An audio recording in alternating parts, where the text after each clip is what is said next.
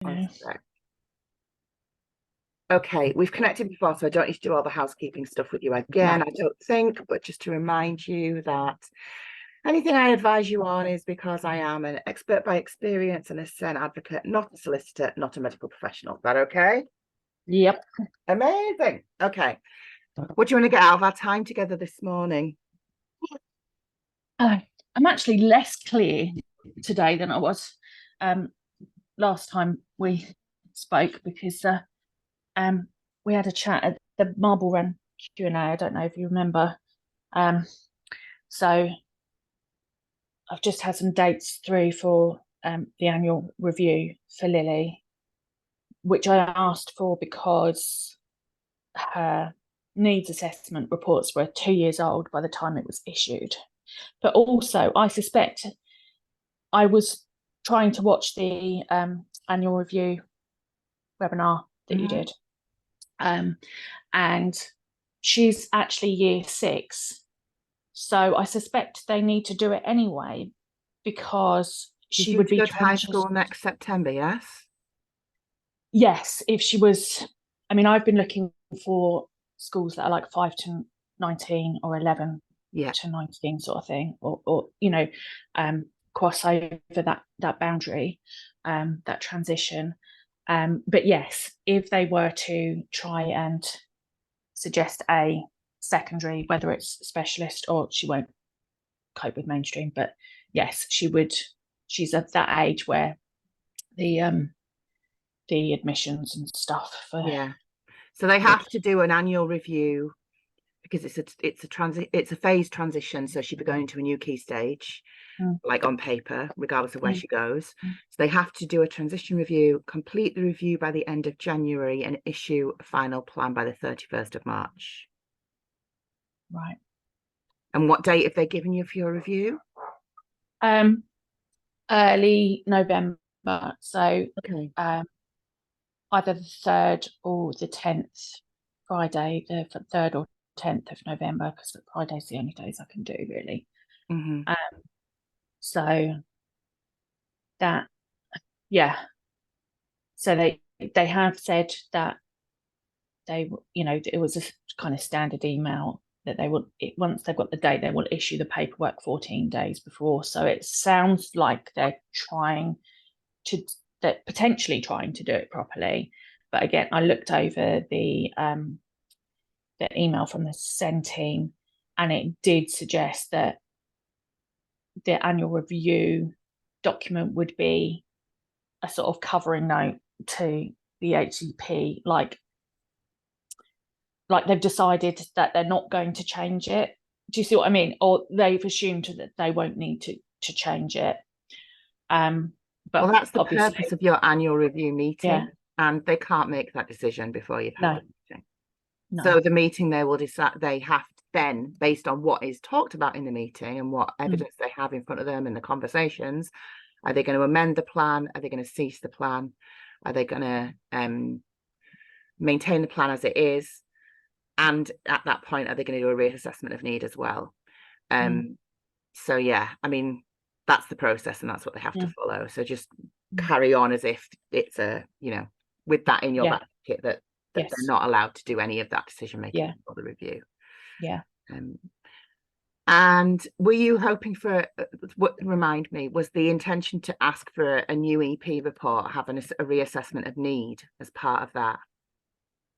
Yes, I think that really needs to be the goal, because the EP that came out to talk to Lily back in Essex 2 years ago, it was 2 years ago. And while there has been an EP here, they literally did a visit with the teacher of the deaf for the area, because they needed to come in twos apparently, and they were here for an hour, and they did like a sort of update to the, or a visit note to attach to the inform the final EHCP. But obviously that's not an assessment. That's not, no, Yeah. No. How, what was the advice in there? Was any of that useful?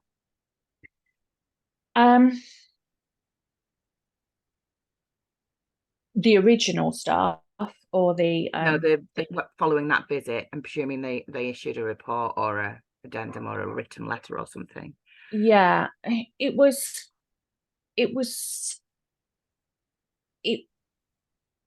fairly useful, and she did seem as though she understood neurodivergence better than the original EP that came out, because he came out, all the standard, let's make it, Lily should make a list of all her worries and, what's prioritize that. And, it was all the sort of standard Gumph plus some, behaviorism stuff sort of thrown in.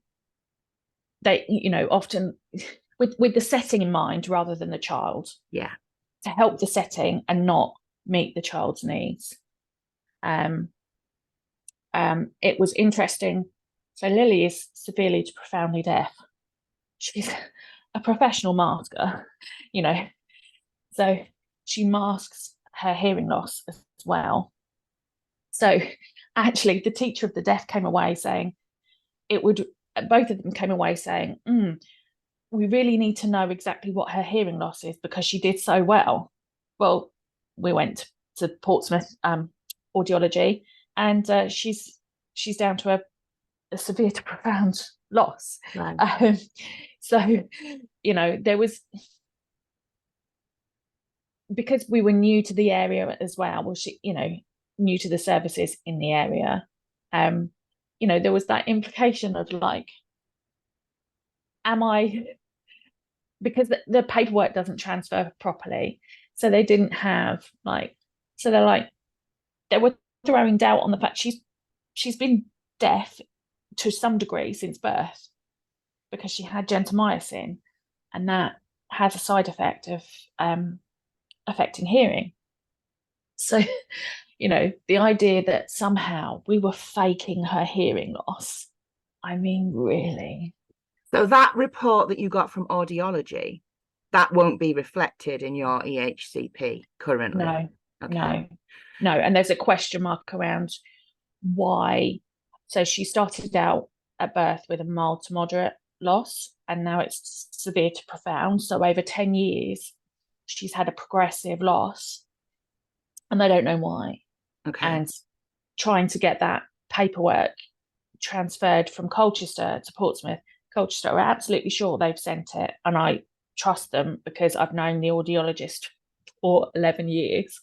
But here they're like, we haven't seen it, we haven't got it, so I'm probably going to have to scan it all in and I was going to say, so one of the things you want to make sure that you did, there's a couple of things I'm thinking about your annual review.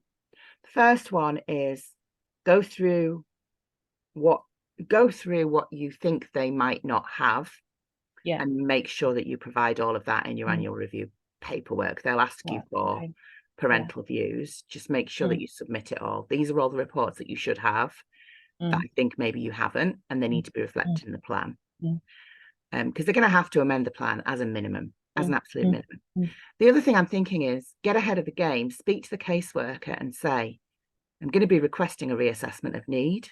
I'm thinking we could get ahead of this so that you can still meet your statutory timescales, because you've got to issue a final plan by the 31st of March. If we pursue a reassessment of need, then that's a 14-week process. So say to them, let's get ahead of it and let's do an EP assessment now. Yeah, because she's only part-time as well, working for that team. So, yeah. I mean, they might say, oh, no, we can't do that without formally agreeing a reassessment of need. But actually, to be fair, it would be, and I would put it in writing, it would be imprudent of them not to do that, because then they will miss their deadline for final. And I think so they provide temporary EOTAS at the moment. So Lily has a tutor paid for by them who comes in 3 times a week.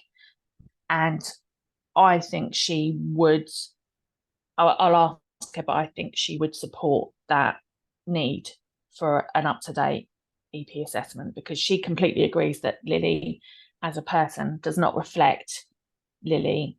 It's not that the needs aren't complex, it's just that the EHCP, the plan doesn't tell the whole story. No, it doesn't. And it makes her seem like she's just an impossible student to add into the mix, which she's not. She just needs the right kind of support. Yeah.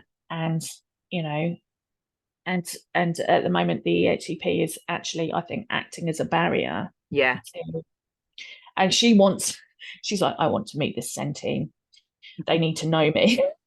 Well, like, she can come to the annual review, you know that, right?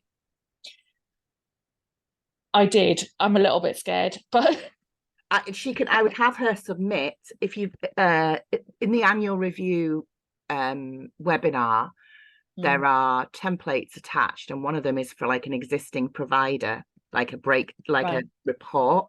Have her do one of those for you and submit that with your annual review paperwork. Have Lily do one? No, your tutor. Yeah, they have asked her for a report, but I don't know what the format of that will be. But yeah, I could give her that template.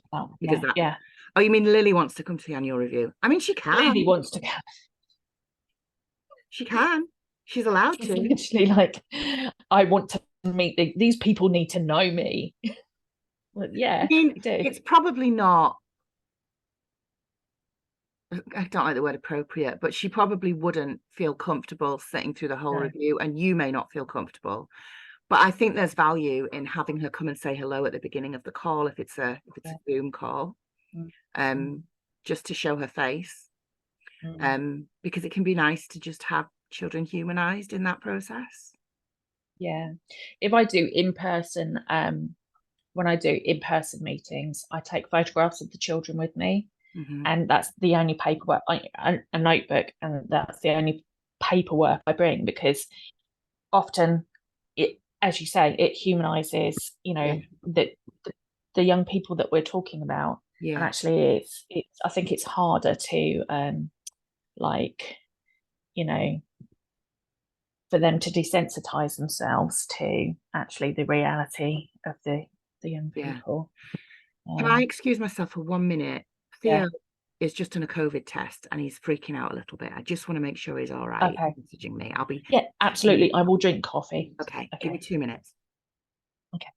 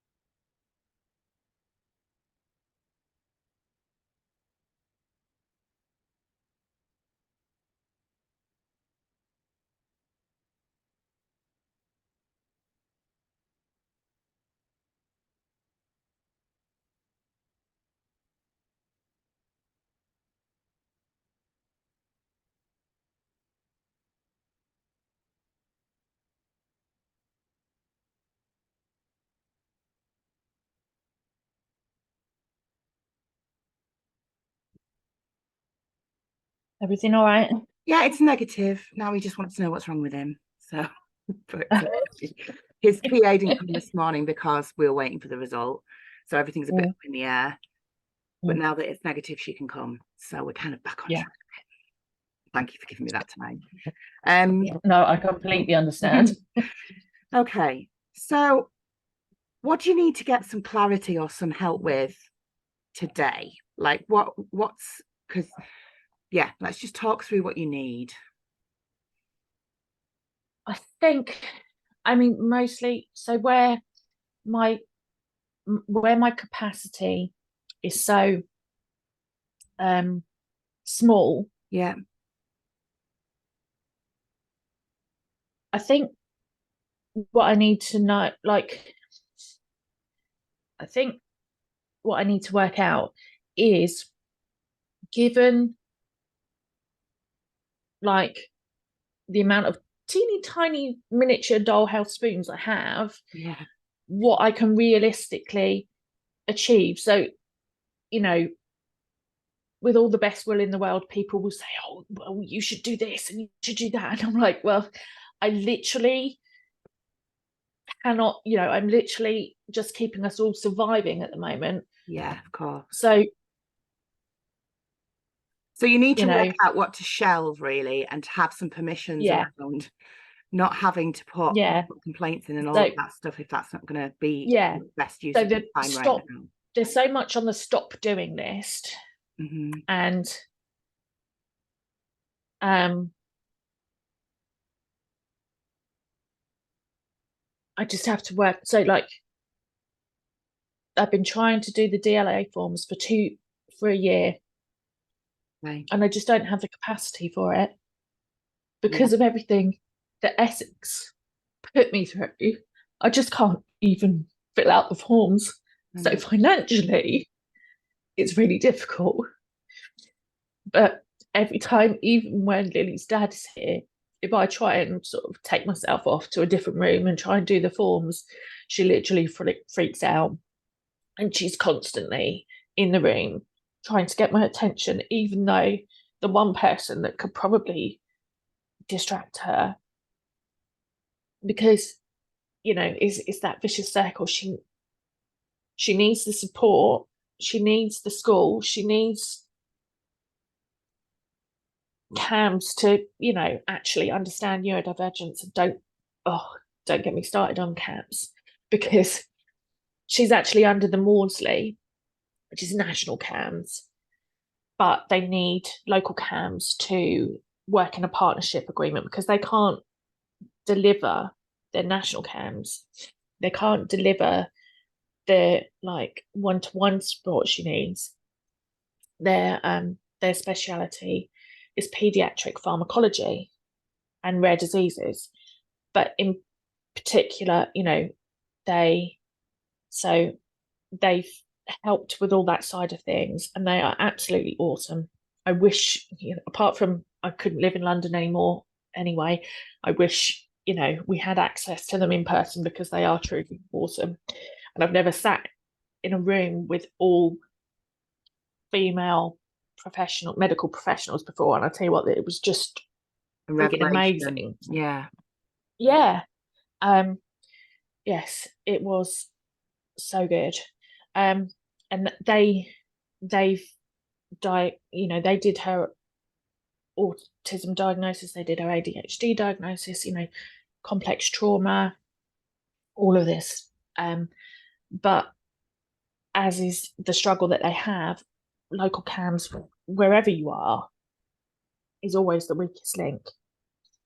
So what I need from the EHCP, and I think I only got halfway through the webinar before it, and it's not your fault, it was 2 o'clock in the morning. Don't I worry. did fall asleep. It's like, yeah. So there's certain points where I just, you know, it gets to 2, 3 o'clock in the morning, and then that's it, I'm gone. But because of her age, I thinking that they need to consider like preparation for adulthood. That's it. But also in terms of, because Lily, she's fantastic. She was saying to her tutor, so sometimes I have to be there for like the whole time, and other times I don't. And she was saying sometimes she uses the tutor as kind of therapy. Well, not therapy, but you know, she likes to chat things through and what have you. But it's good because then it gives the tutor a lot of insight in terms of what she can contribute to the annual review process. And she was saying, you know, when are you going to get me a therapist? You know, I really want someone to talk to. And this has been a thing, you know, over the years. She was going to have an art psychotherapist who left the service after COVID, which would have been brilliant because that art therapist saw her death. She was just perfect, and she had pink hair, and she wore hearing aids, and she would have just ticked so many boxes for Lily. But after COVID, she just burnt out. Well, not just, but so she left CAMS. And we've been looking for a play therapist. I've been looking for a drama therapist, anything. Like, it needs to be a doing thing, because that's how, when she's in motion, she processes, like, all of, as is our way,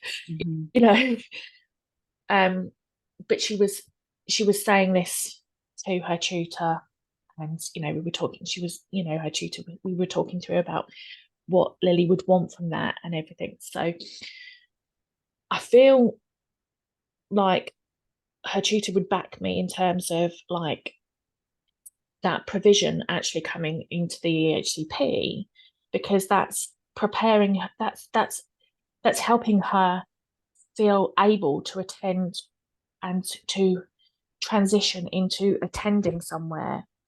She has Mind Jam as well, which hilarious. She loves gaming, she loves Roblox, but because it's gaming, and because that's, like, predominantly the focus, she rarely plays any video games with her mentor.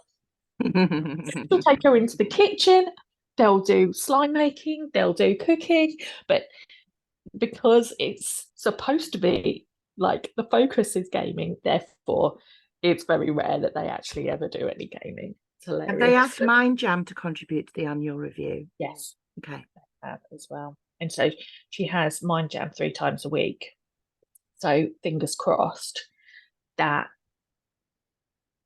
between the two things, that should, I hope, provide a much more, obviously, current and knowledgeable, by experience, input into the plan. I'm putting you in. I'm typing because I'm putting some notes on an email for you. I'm not being ignorant. I'm lovely. Listening. No. I get it.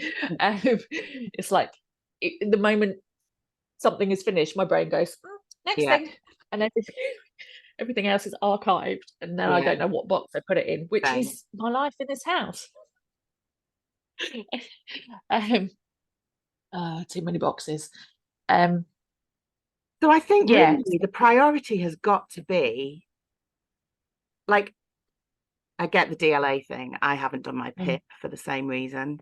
I think at some point I need to put on, like, a body doubling session where we all sit and do our things together. But, like, it's at some point. Because I've had PIP forms forever. In fact, I think I have to get new ones, because I think I've passed the date when I should have submitted them by. Well, they keep bloody updating the forms and changing the forms, and then every time I go back and I have, like, a few moments to do it, I check on the website and it's a new updated form, and I'm like, I am filling in the details, like the easy details, over and over and over again. Do you have someone, and before you say no I don't, just give it some, think properly. Do you have someone you can delegate it to?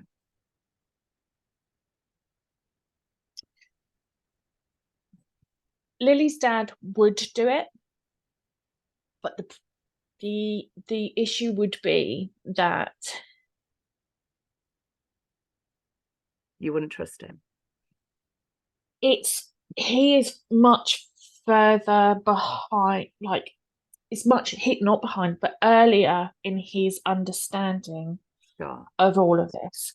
So because my full-time everything is this, and because I, like, neurodivergence is, and people, and understanding people and understanding myself, that's I've gone into it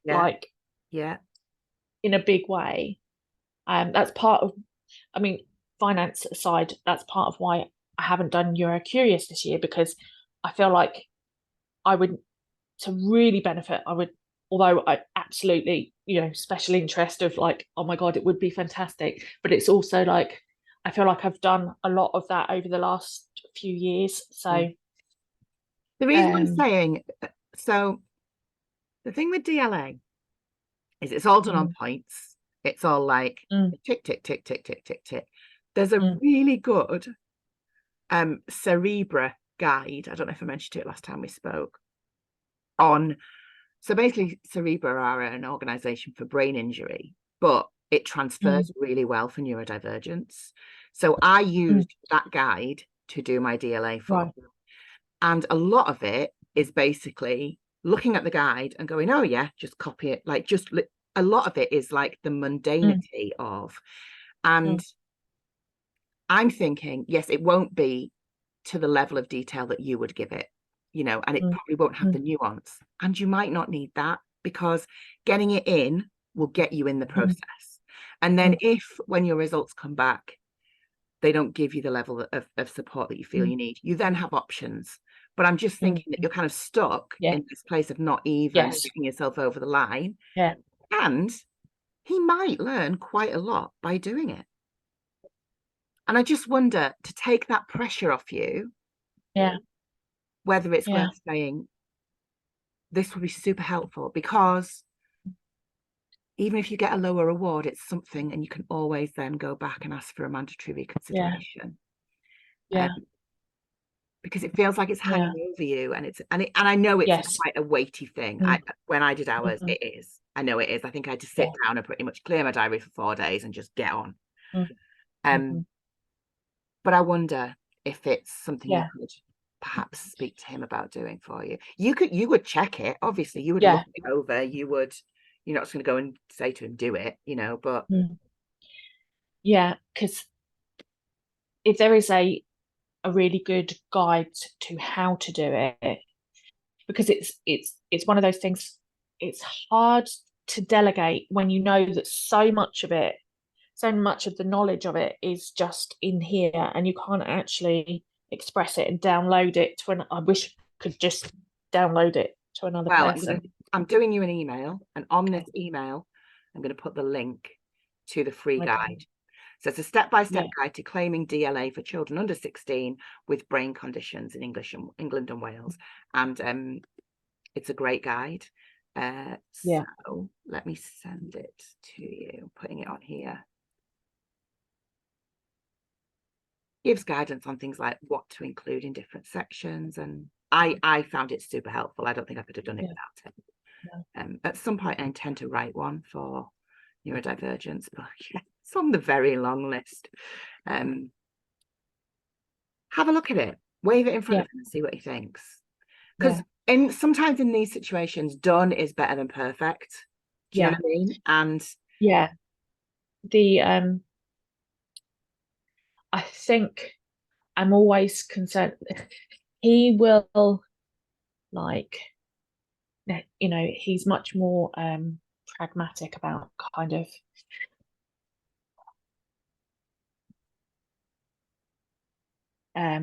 embellishing on the facts, if you see what I mean. Like, he's more like, well, you know, we know that the amount of support that our children need is this, but then I get really stressed about it because, you know, I think probably because of the Essex experience and everything, you know, the quick to blame, quick to pick apart, quick to, you know, well, you put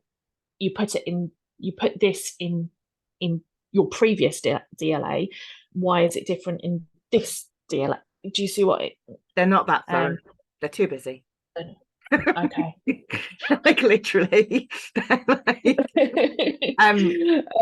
I use the Cerebra guide, bearing in mind Theo doesn't have any other, or didn't at the time have any other diagnoses aside from sensory processing disorder and auditory processing differences. So he didn't have an autism diagnosis, didn't have an ADHD diagnosis, was in mental health crisis, was under CAMS but quite new.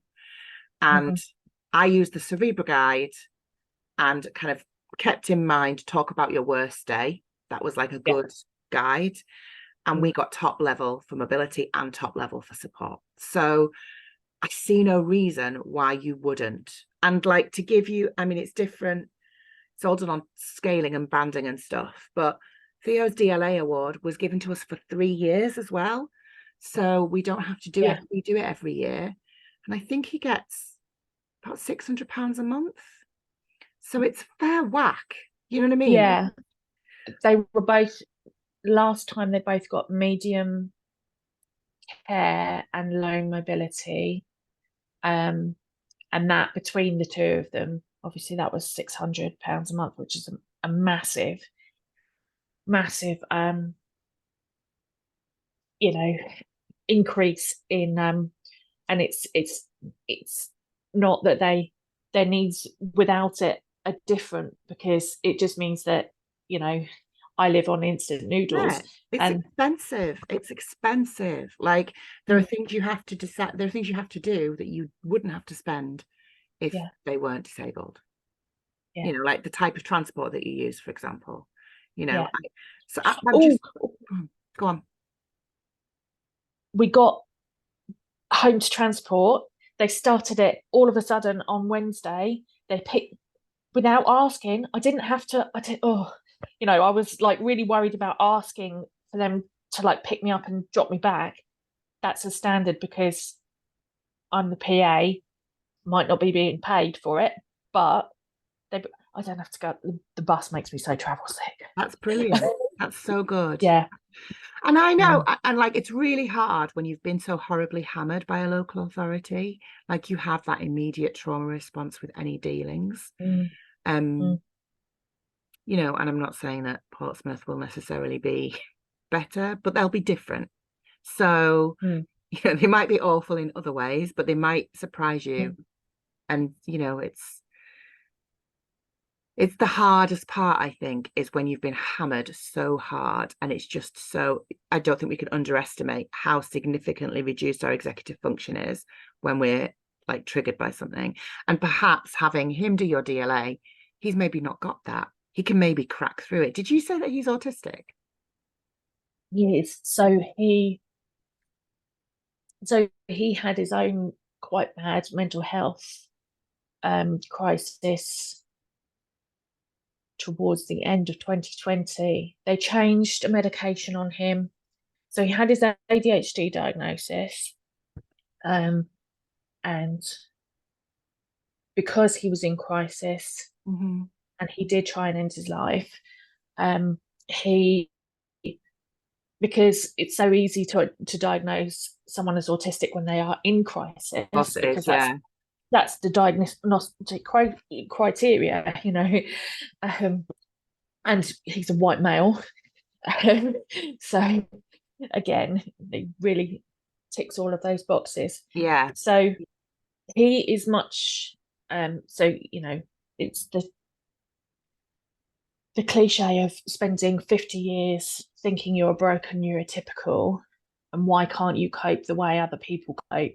And it's that process of reviewing all of everything and understanding that is the case. So I do try and shield him quite a bit, because I, through again, the typical story, understanding that children are neurodivergent, and oh yes, also I'm neurodivergent and what have you, but for me, I worry about getting diagnosed, like getting medical diagnoses because of the previous parent blame, and how that potentially puts the children at risk.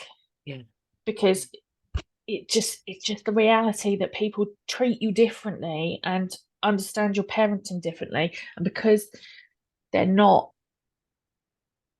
understanding neurodivergence other than what they see on what the stereotypical false information, it's tricky, because I feel like it puts them at risk potentially.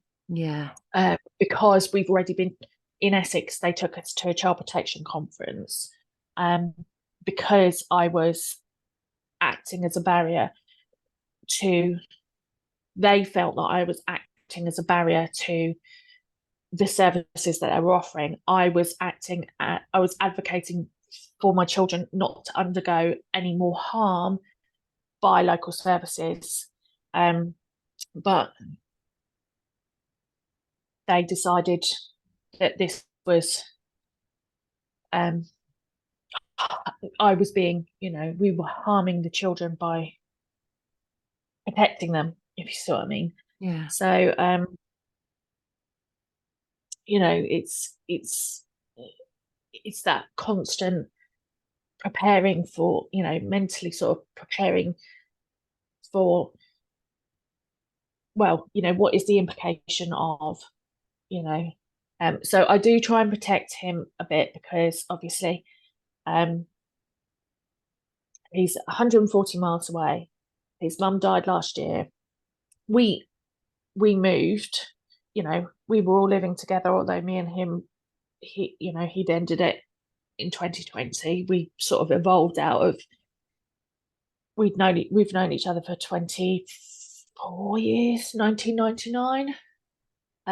So it kind of evolved. I see it as evolving, because I don't think relationships last. They're not views, tangent. But so he is on his own in the house that we bought 15 years ago, and started a family and all the rest of it, and got married from that house and what have you. His mum died. I moved away with the children, for lots of reasons, not least because they needed me to be, they needed me to be here. Yeah. So I worry about putting too much on him, because they need him to be here too, even if he is 140 miles away. Yeah. I can see that you are doing a lot of juggling lots of things to look after everyone around you. And I can see that you're buckling under the strain of that, as anyone would. And they would have done a long time before now, I imagine. And I just kind of feel like I totally get it. And you can't protect everybody and keep yourself well. And you can ask him for help, and if you can't do it, then that's fine. But you are at risk of drowning under all of this. Yeah.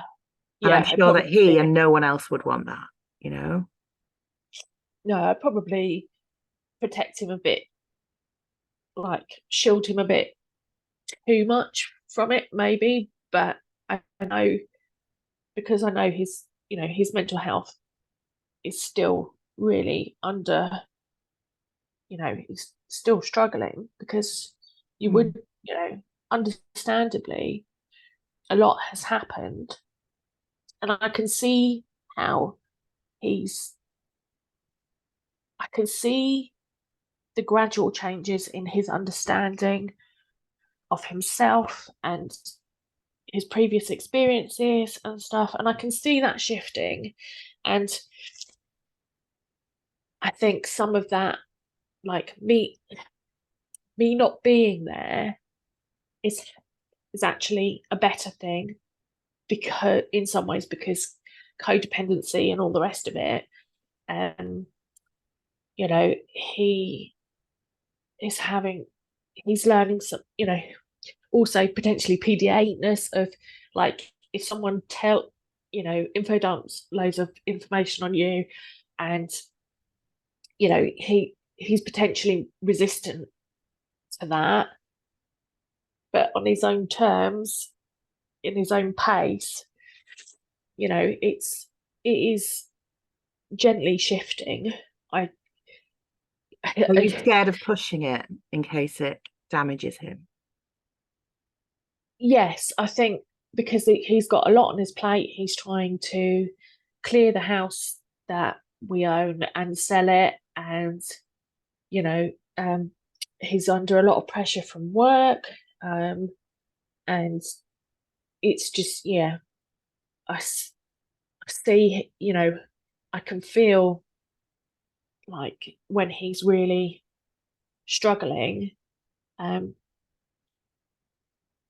I just, yeah, I worry about sort of putting too much on him, you know, but you know, that might again be a trauma response because of, you know, I was the one having to deal with all the emergency services, and you know, him being in hospital for 24 hours, and you know, all of the stuff.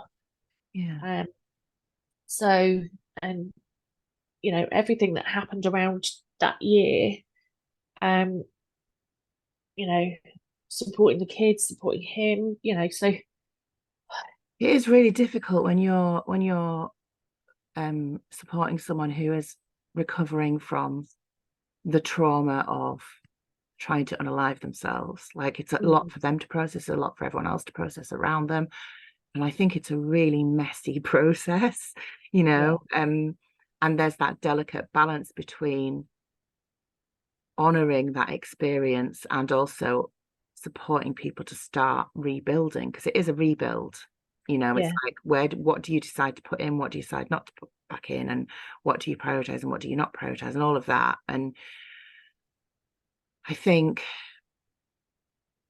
I kind of, looking back on it now, like, I'm not with Theo's dad, and Theo's dad has very little to do with all of this, and our breakup was quite adversarial, and I never asked him for help with any of this stuff.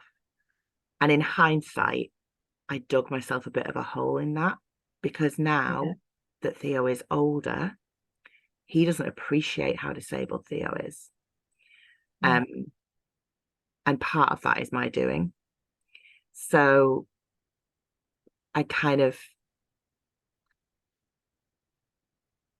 not that I ever wanted to co-parent with him, but I do think we kind of get to that stage, don't we, where we're just head down, arse up, pressing through, and we are definitely driven by that sense of urgency and that adrenaline and that panic, but that isn't sustainable, and that won't go anywhere. You will still have that. You've still got 2 kids who have additional needs, and you're going to be working on this for a long time. So it's kind of thinking, who are the adults in your circle who you can lean on a bit more, even if it's just to find out that they're not leanable on. Then you don't lean that way, you find someone else to lean on. But it's such an isolating experience, and it's exhausting. And I do, not necessarily Theo's dad even, but I do regret not leaning into people who offered to help me sooner.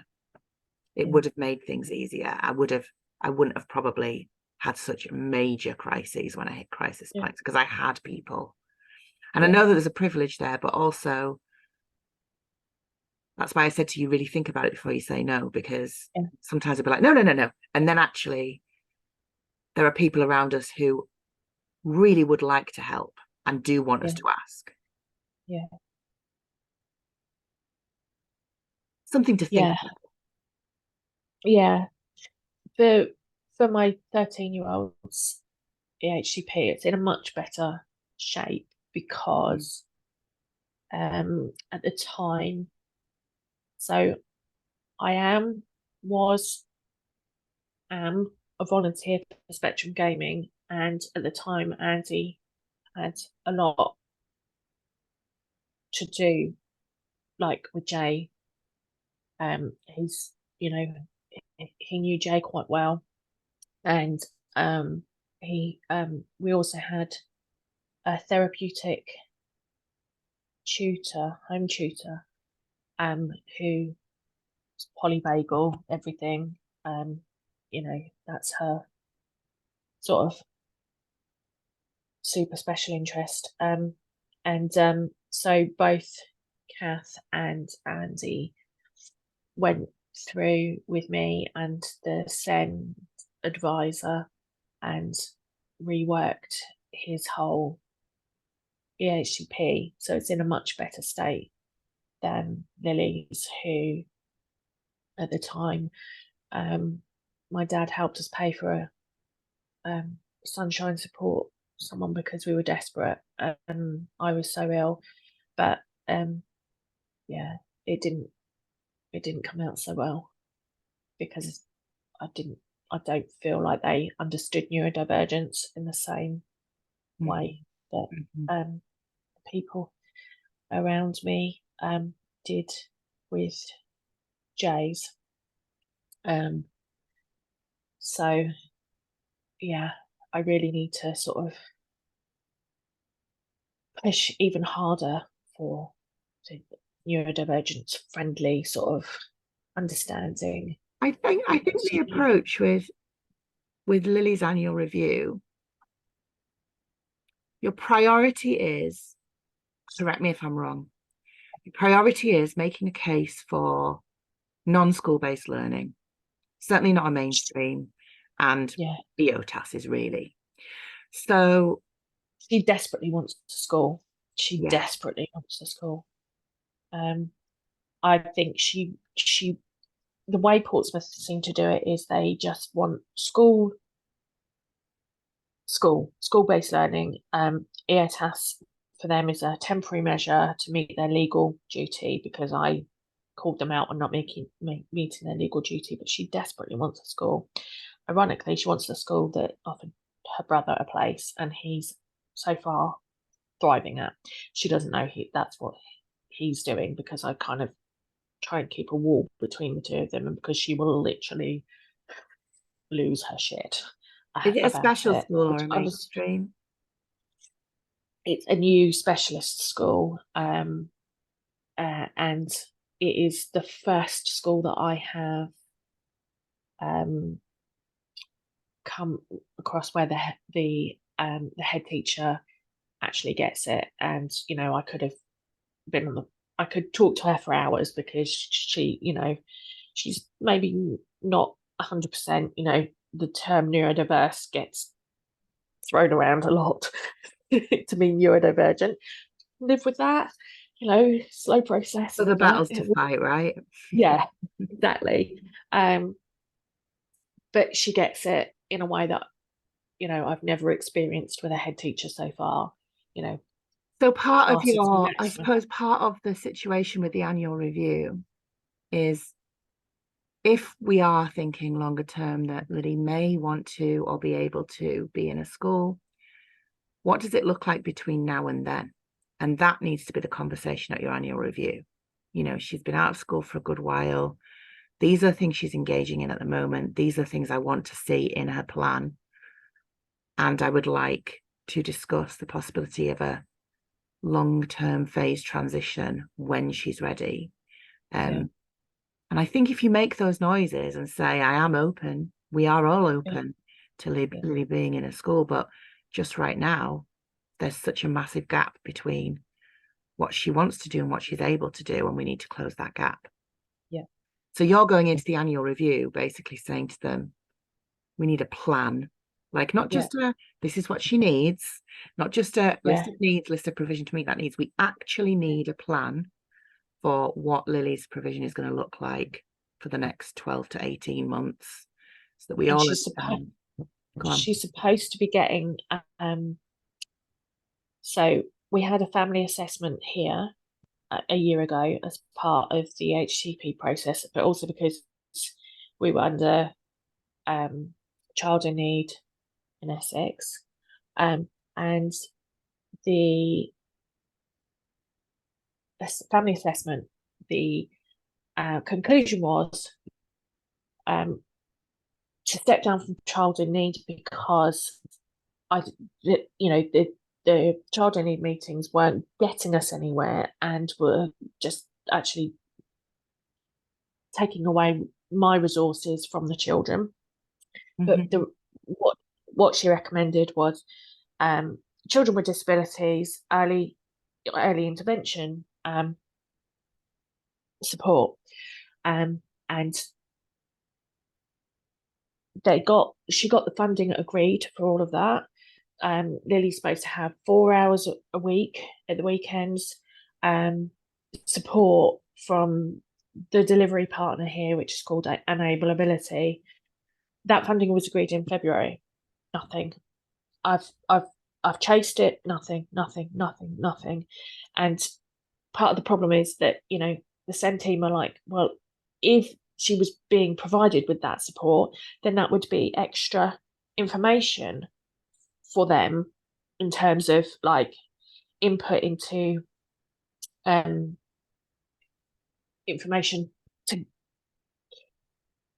provide to schools, you know, with how she's coping with that and all the rest of it. And that's through social care, yes? Yes. And what's the name of that program? The local Enable Ability is the service provider, like the third party service provider here. So the last I heard when I managed to speak to the social worker was that the befriending coordinator, so a key member of staff that sort of allocates mentors or whatever, you know, the one-to-one stuff, had gone on sick leave and they hadn't replaced him or her. They haven't replaced them. So, you know, it's just another battle for like both children are supposed to have this. This was a recommendation that came out of a family assessment from a year ago. The funding was approved in February, and I can't even because the children with disabilities team is so, because all social care here is so understaffed and underfunded, we don't have a contact other than the original social worker that did the initial family assessment, and I can't get her to reply to my emails at this point. It's very difficult for me to make phone calls because Lily struggles with that, and so she's in the background yelling and trying to take the phone and, you know, speak to whoever it is and all the rest of it. So is it in her plan? No. Okay. So I'm going to put it on your email, but ask your caseworker to contact them, either Enable Ability or social care, doesn't matter which, and request that they contribute to the annual review, because it needs to be written into section H. Even if they don't come, it needs to be written in. Yeah. I think what you need, what the best course of action is, if I send you an email that's like, these are the bits to do for your prep, these are the bits to do. Does that make sense? Like that will just help you, like give you a step-by-step, one at a time, what to gather, who to ask for what. Because I think that at the minute, you've just got so much coming from different angles. It's like noise, isn't it? Yeah. And I'll send that to you, and then if you've got questions, send it back to me. The other thing I was going to ask you was, is there another parent at Spectrum who could help you do peer-to-peer support with you? Are you connected with the other parents who volunteer? Yes and no. So all the parents that volunteered at the same time as I did, all the people that volunteered at the same time as I did, most of them have burnt out because obviously we're supporting our own children. Of course. And then deeply sort of, one of the things I was doing was video consultations. Yes. So like verifications, that's it. So you would be on video call with parents and young person. I would do gaming with the young person because often they're PDA or situationally mute or what have you. So we'd go and eliminate some people on Fortnite. But obviously, as you know, you kind of deeply connect with people, especially because I'm probably, you know, often the first autistic adult that they've met, the first parent that they've met that actually gets it and what have you. So I had to put it on my stop doing for now list because it was just too much. But also, Lily's dad was the person that was kind of doing the childcare whilst I did that. Did so you potentially make personal connections there though? Did you make friends with other parents? I'm just thinking about someone who can be a leaner honor. They don't have to do it for you, but someone who can be like, I've written this, would you just have a look at it? Or would you hold me accountable on this list of stuff I've got to do for, annual review? Would you jump on a Zoom with me while I just do a bit of paperwork? That kind of thing. Yeah. So yes, and also it's kind of awkward because Lily is in the under 13s server and is Discord server and is sometimes and then is not. And she manages longer every single time. But when she melts down, gets overwhelmed, overloaded, she will then fully cut out anybody who tries to help her. So a lot of the either volunteers or adult staff have literally been abused, yeah, because meltdown, etc. So it's and they all have autistic kids. They know how that plays out. Yes, but it still feels awkward. Yeah, I understand it feels awkward. I want to gently remind you something that you know, which is not being able to ask for help is a trauma response. And it's completely understandable and it makes absolute sense. And it's a way of you protecting yourself and it may not be serving you. And I've said it to other people so many times. In fact, I've said it to Andy so many times, but it's one of those things where you can give the nudge to other people, but it's easy to give other people advice. Hello, my name's Heidi. I find it very hard to ask people for help. Yeah. Yeah. And I guess it's just that gentle compassion for yourself around giving yourself permission to ask or be curious about it without shutting yourself down to the possibility of it before you even have the chance to look at whether that could be an option.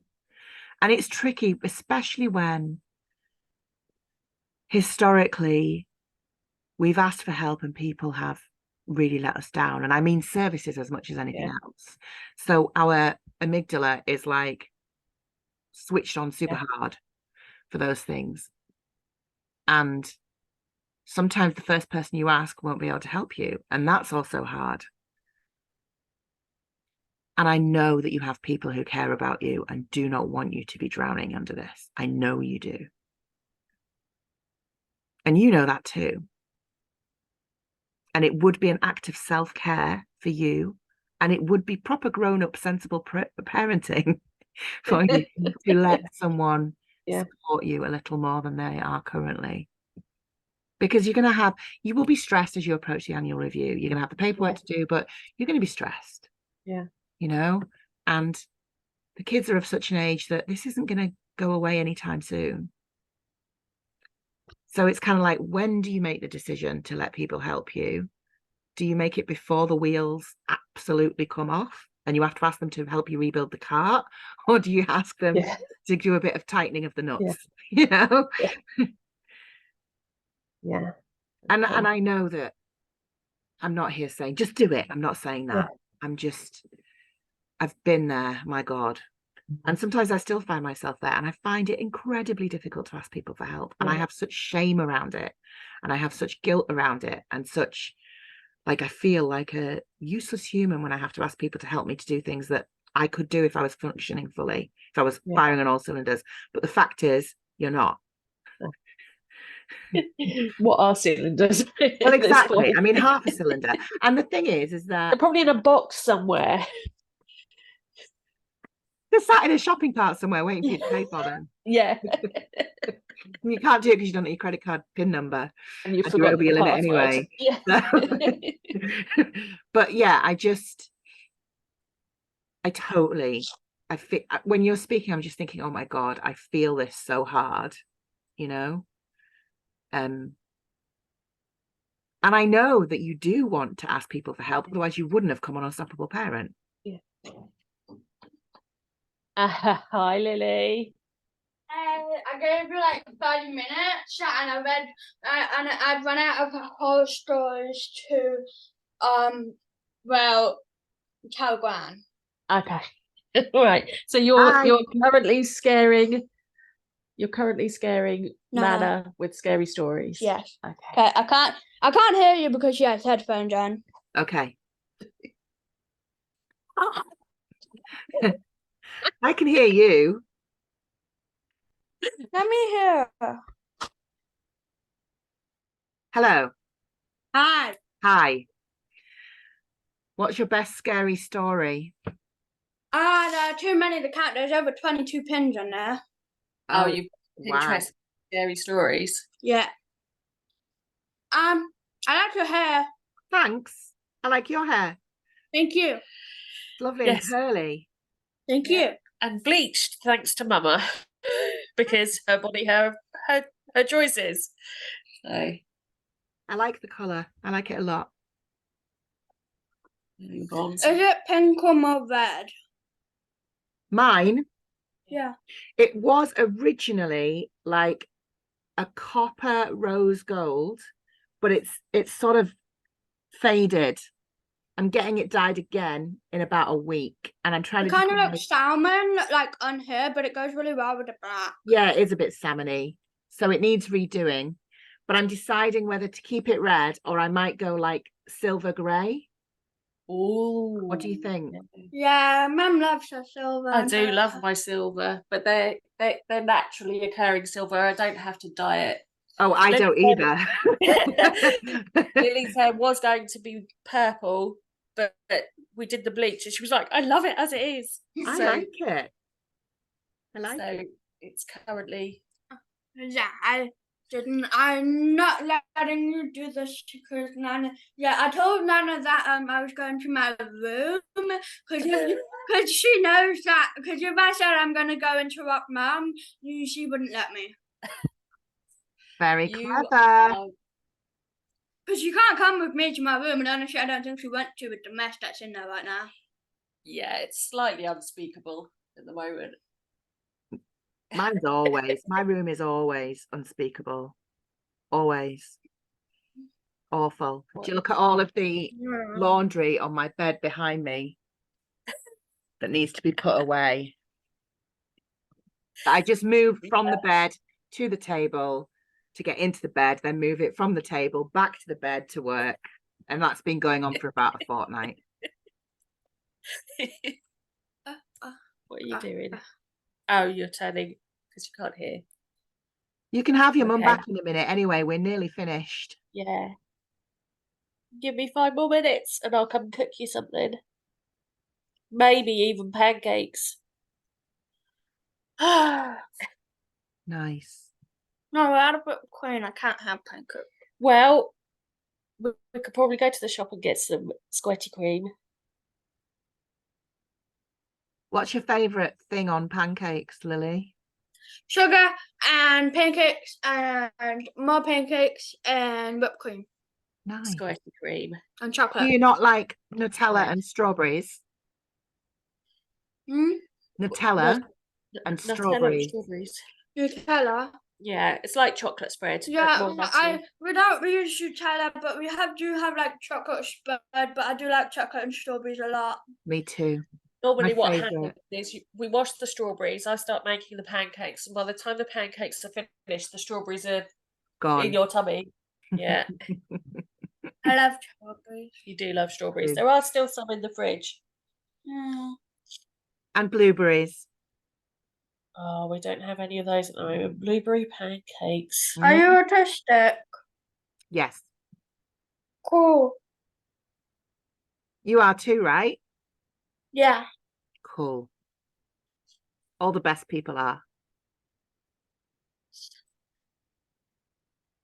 Yeah, my 2 best friends are autistic as well. Good. Yeah. Met them on Spectrum Gaming, didn't you? Yeah. What do you like to play on Spectrum, or what games do you like to play?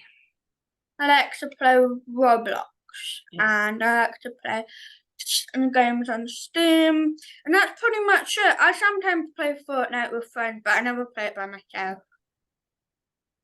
Cool. I'm not very good at gaming. I think my screen is really bright. You probably can't see me properly. Is that better? I said I'm not very good at gaming. I've seen you talking in meetings that Mum pays me Robux to not interrupt.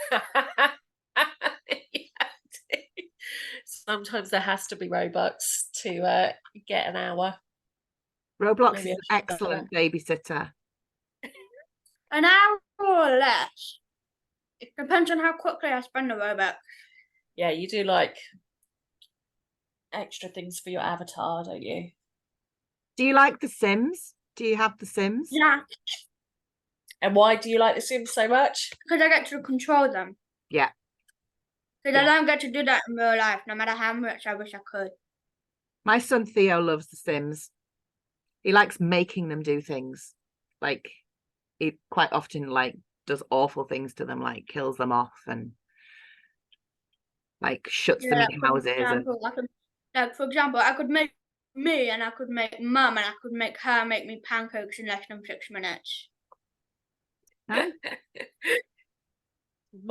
Sims Mum would be quicker. Yeah, because it's a video game and 1 second equals 1 minute in there. So actually it takes 30 minutes game time. Ace. Maybe more. Right.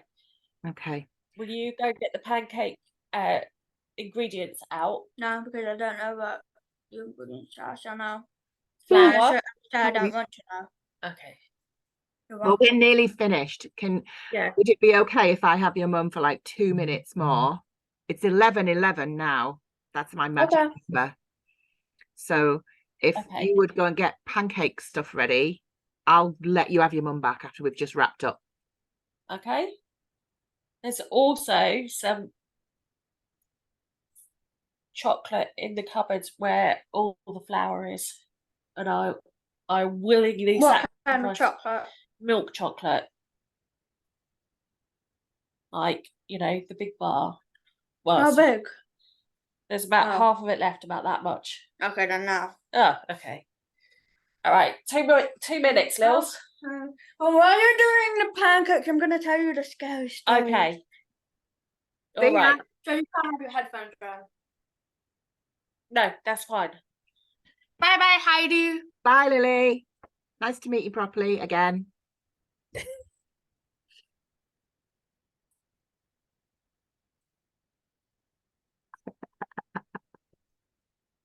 So funny. She's just like Theo. Bless her. So what I'll do then, if I send you an email, I've got to go and see to something, but I'll get it over to you today. Yeah. That gives you like, do this. Like, it won't be. It'll be like it won't be me telling you what to do because I'm not the boss of you. But you know what I mean. A brain guide. A brain guide. Executive functioning, deserts me. I get shit done list. Yeah. And then if it doesn't make sense, pop me an email back.